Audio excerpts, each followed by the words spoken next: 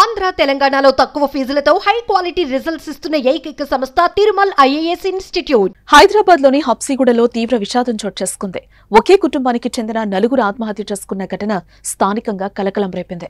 ఆర్థిక ఇబ్బందులు, ఆరోగ్య సమస్యలు కారణం ఏదైనా ఓ కుటుంబాన్ని బలి తీసుకుంది.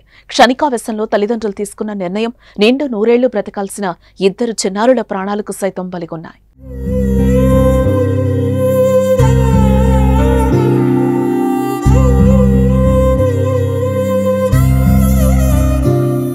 హైదరాబాద్ హబ్సిగూడ రవీంద్రనగర్లో నివాసముంటున్న కె చంద్రశేఖర్ రెడ్డి కుటుంబంతో సహా బలవన్మరణానికి పాల్పడ్డారు.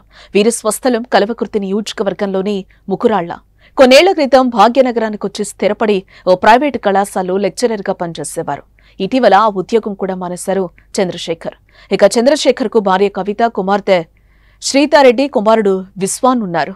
కుమార్తె 9వ తరగతి చదువుతూ ఉండగా కుమారుడు 5వ తరగతి చదువుతున్నాడు.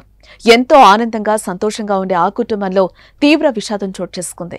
కుమారుడికి విషమిచ్చి కుమార్తెకు ఉరివేసి చంపినట్లుగా తెలుస్తోంది.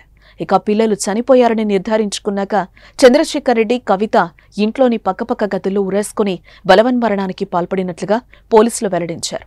మరోపక్క వీరి ఆత్మహత్యకు ఆర్థిక ఇబ్బందులే కారణమని పోలీసులు భావిస్తున్నారు.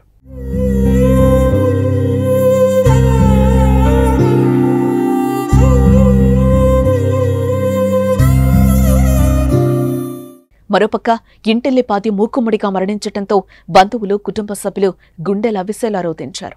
కాపురంలో ఎలాంటి కలతలు లేవని, అన్యోన్యంగా ఉండేవారని, ఇంతలోనే ఇలా ఆత్మహత్య చేసుకోవడంపై మృతురాలి తండ్రి ఆవేదన వ్యక్తం చేశారు.